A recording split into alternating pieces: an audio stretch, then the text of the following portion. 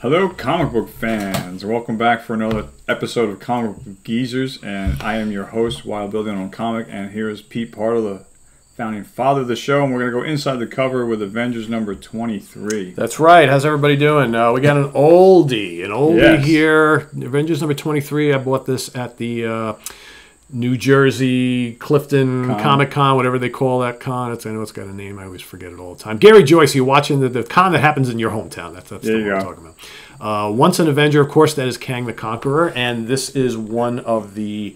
It's not the earliest Kang appearance. I believe it's the second, maybe third, because I know he appeared like in issue number 8 or something like that. So this is not that far removed. Maybe it's his third appearance. And you'll notice here on the cover, we've got the Avengers lineup of Captain America, Scarlet Witch, Quicksilver, and Mr. Hawkeye himself, right? So, and Kang looks awfully huge there. So this is from... what did you say before? What did you guess? I said 1964, and then I said 1966. 1965, right in the middle. Oh, okay. Right in the middle. So this is Stan Lee, the rollicking writer, Don Heck, prancing penciler, John Romita, dazzling delineator, and that means inker, and Sherry Gale, the Lilton letterer. Who the hell's Sherry Gale? Sherry Gale? Sherry Gale? It's all one word. Sherry Gale. I don't know who Sherry Gale is. Sounds like a Marvel bullpen nickname for somebody. I guess, right? So here you got Don Heck. And this is in pretty good shape. A little bit of water damage. You can feel the kind of crinkliness of the cover. You can see it. Yeah, you can see rippled. it's a little thick. So there you have. So apparently, what happened here in the issue before is that Captain America left the Avengers in a huff over something, right? So you've got the other three left behind.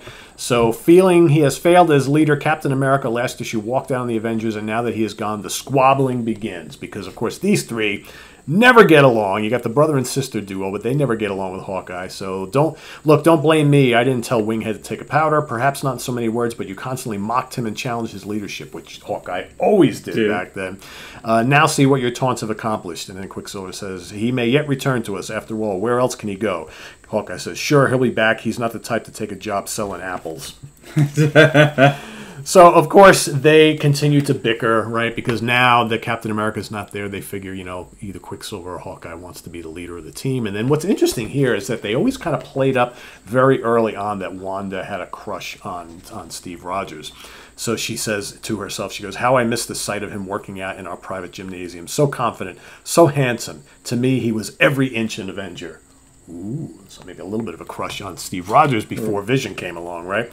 So what is Steve Rogers doing, you may ask? Well, meanwhile, in a desperate attempt to make a new life for himself, we find the man who had been Captain America at a training camp in upstate New York. Maybe somewhere up here, right? Hey, why not?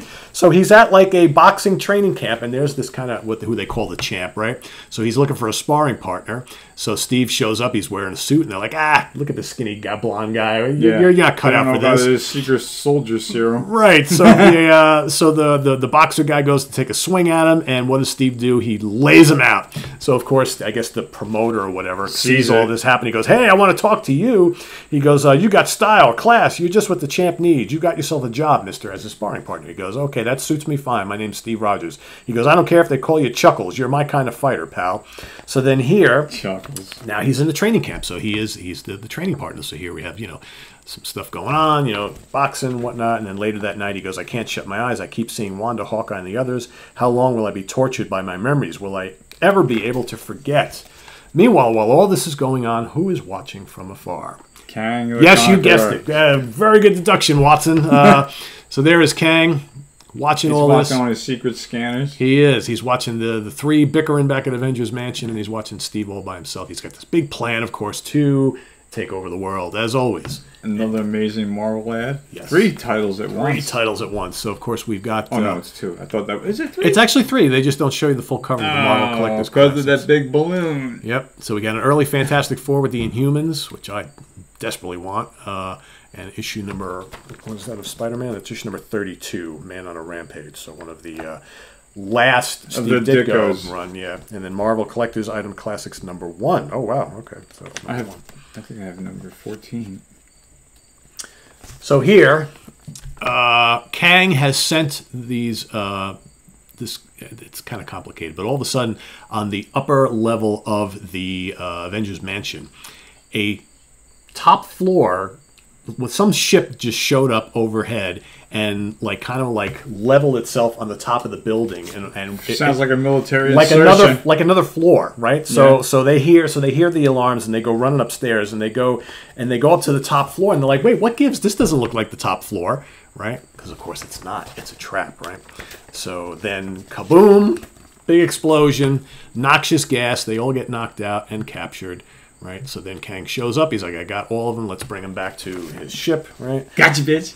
So, yeah. So, meanwhile, in this other world, because, of course, he comes from another dimension and whatnot, back in that other dimension, he's trying to get this woman, what is her name?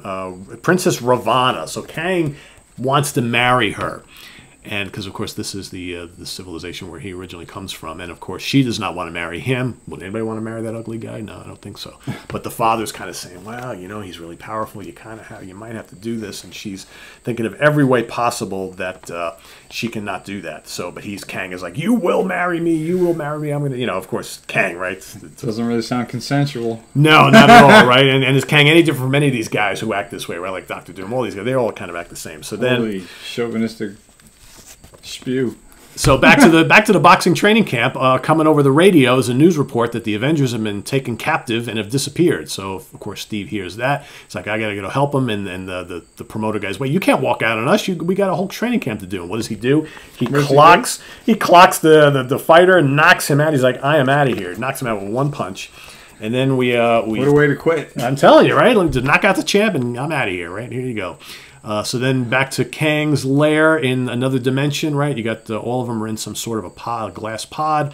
And then the Scarlet Witch, she basically conjures up as much power as she can, and she's able to get out of her glass prison. She gets the others out. So then, of course, they are trying to find Kang. So all three of them are out. They realize it's Kang who captured them. So, of course, here we have Hawkeye's trying to, shoot some of his arrows, destroy some stuff. Kang's like, basically, try all that you may. It ain't gonna work. So he's basically watching all this happen, and he sees it futile. Everything they're doing is not working, and then out of nowhere appears Captain America, and he's like, "How the hell did you get here?" He goes and he carries the Avengers Recreator, the accursed instrument which Iron Man once used to probe recent past. By shining it upon their building, he learned that it was Kang who abducted his fellow Avengers. So plot has failed. Well, not yet fully. So then he's got other things up his sleeve, and then the woman he wants to marry is like, trying to figure out a way to stall him, and then Quicksilver sees Captain America. He's all excited that he showed up, so now the battle begins. So all of Kang's minions go attack the duo. So they're doing a pretty good job. Quicksilver's so happy that Cap showed up, and now Kang is like, these people are useless. I will go take care of them myself. So now the battle begins between Kang and the 4 Avengers here. So as you can see, still not working too well because he's got some ridiculous powers. He makes Cap's shield like 5 times the size, and he hurls it back at him. It collapses on him. But then Quicksilver starts racing around him. That doesn't work. So who are we going to leave it up to here?